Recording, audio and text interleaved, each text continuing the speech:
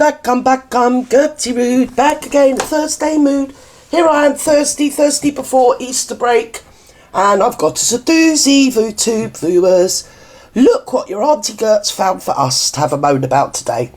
Anyway, apparently GB News is a thing. Is it a thing? I didn't know we were still doing that, but apparently we are, so we'll jump in and see what's happening. Of course, he challenged that sentence for contempt of court on compassionate grounds. He was claiming that prison... It's the political class's favourite Bobo doll, isn't it, old Tommy? Right, let's go. Segregation is making it hard for him to regulate his emotions.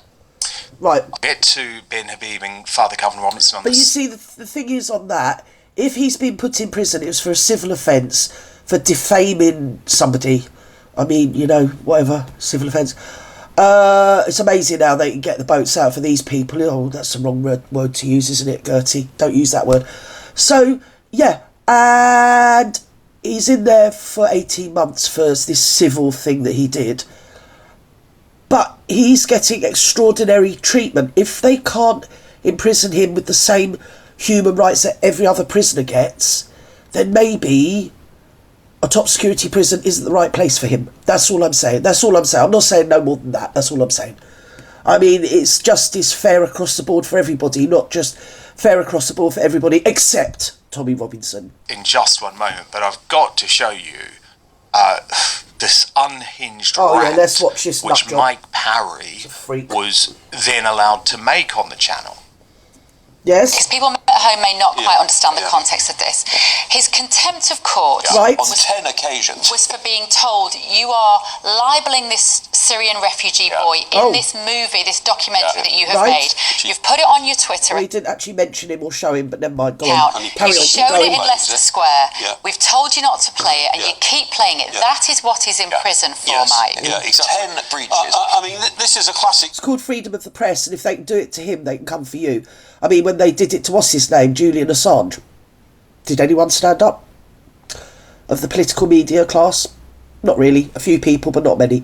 And now it's Tommy Robinson. So next week, who's it going to be? I mean, I know they've had a pop at Maya Tuesday. Is it going to be Father, what's his name here, Calvin? Mind you, he's moved to America, so there you go. Says it all. Case of where I feel he's such an irrelevant person. And you are... Sorry, who are you? Because I've never heard of you. Well, I'm pretending I haven't. I mean, I might have done peripherally, but do you know what I mean? I'm fed up to the back teeth of him. He hasn't got any values which anybody could possibly admire. But he's, unfortunately, he's like... Unfortunately, he's a human being and he's a working class man. And I know what you're going to say. If he's working class, I'm a ballerina. I've said it before. But anyway, with his money... He's not working class. So, or what money he did have, he wasn't working class. Might have had a working class background, but he himself owned properties and this, that and the other businesses. So, no, entrepreneurial, not working class. And look at his face. He's like he's just smelled something nasty. But he's going to go on to say that he was the one going around saying about the grooming gangs, etc., etc. And who does he think he is? Well, I think I might have said it before.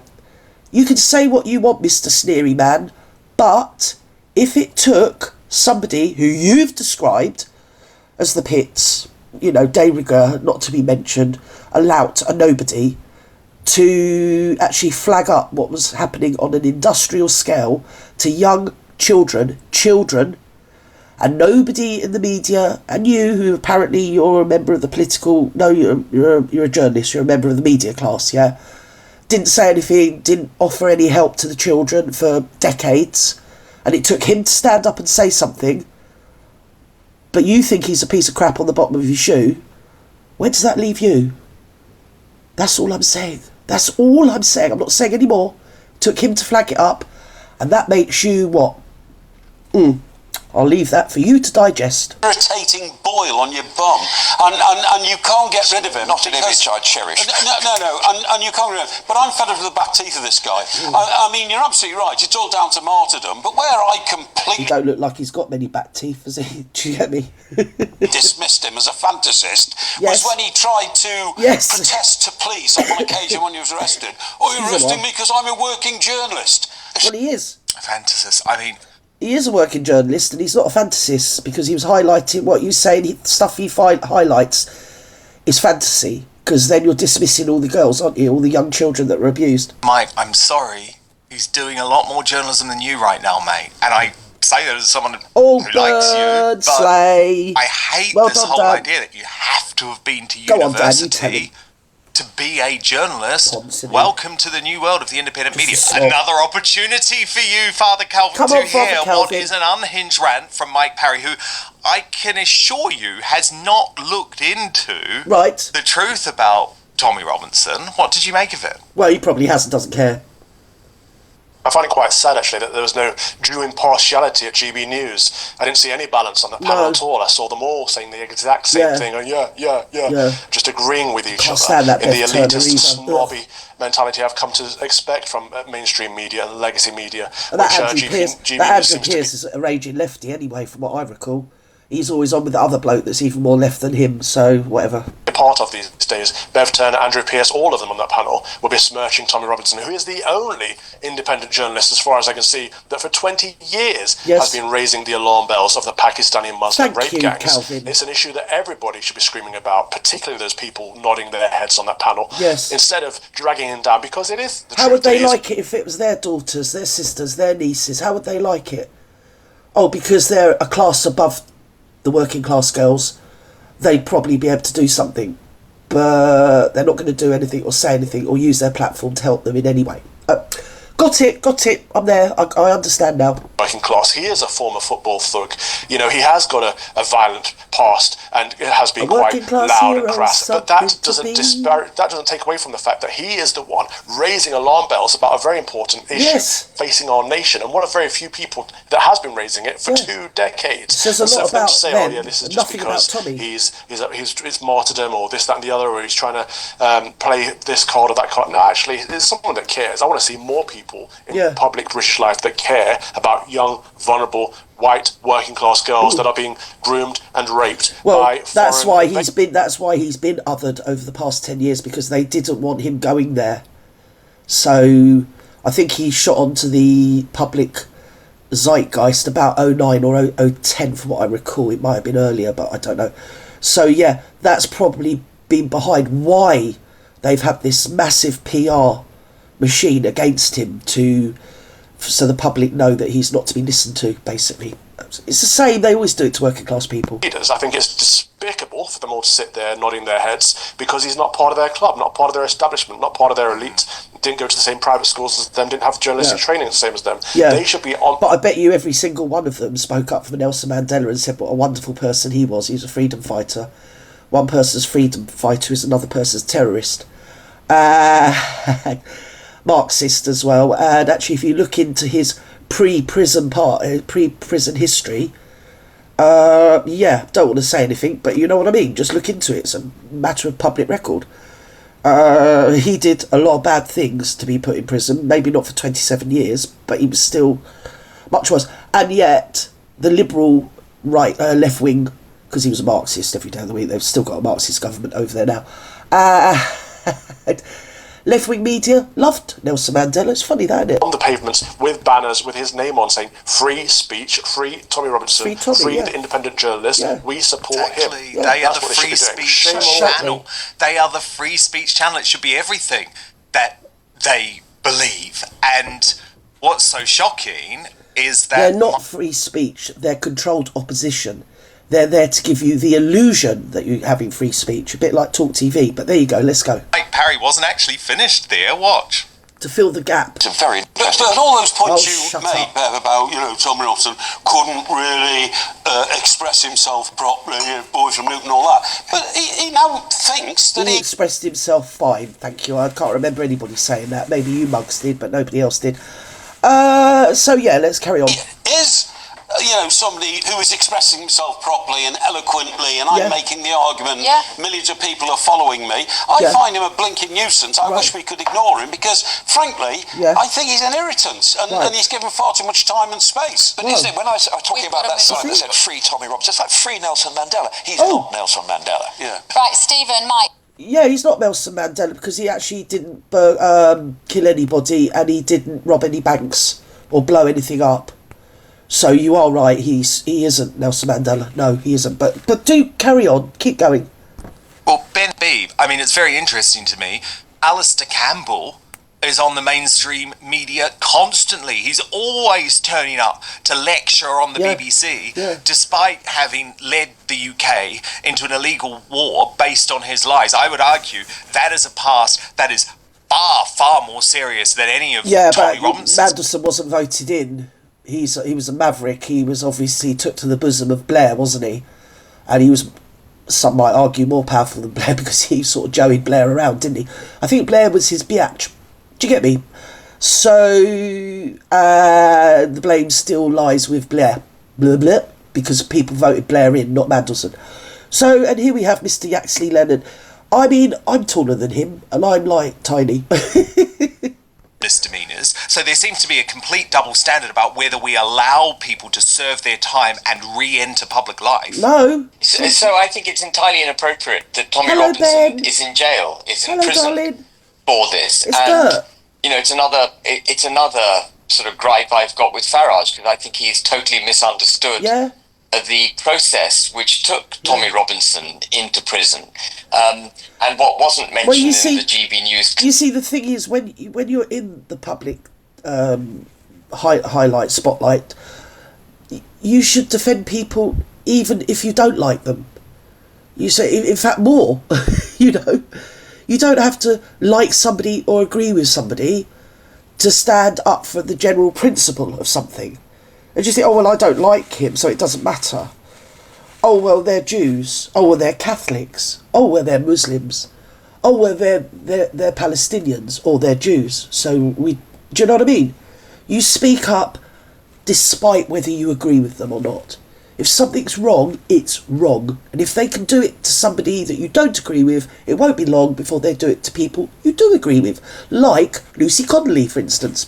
That you just showed was that the libel action, which Tommy Robinson breached, was a civil action. Right. And of course it was. The Attorney General, Lord Hermer, who's a most despicable human being, who made the case for illegal migrants coming from Chagos Islands to the United Kingdom, supported the Chagos Islands being handed to Mauritius, represented Jerry Adams. I mean, well, we won't go there. I think there's 800 people live on the Chagos Islands, and they were giving them like 80 billion or something, and then telling them they could all move to Britain. How does this even pan out?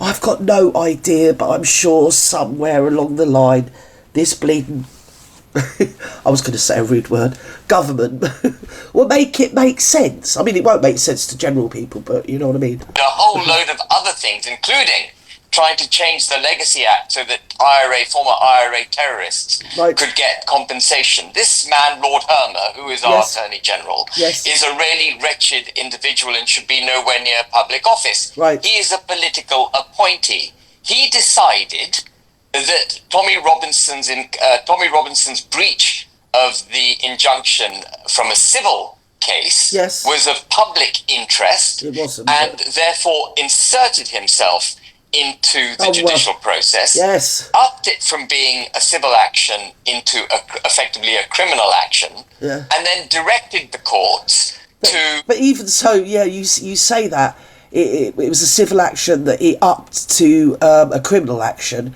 but he's still in prison for a civil action. They can up it all they want, still a civil action.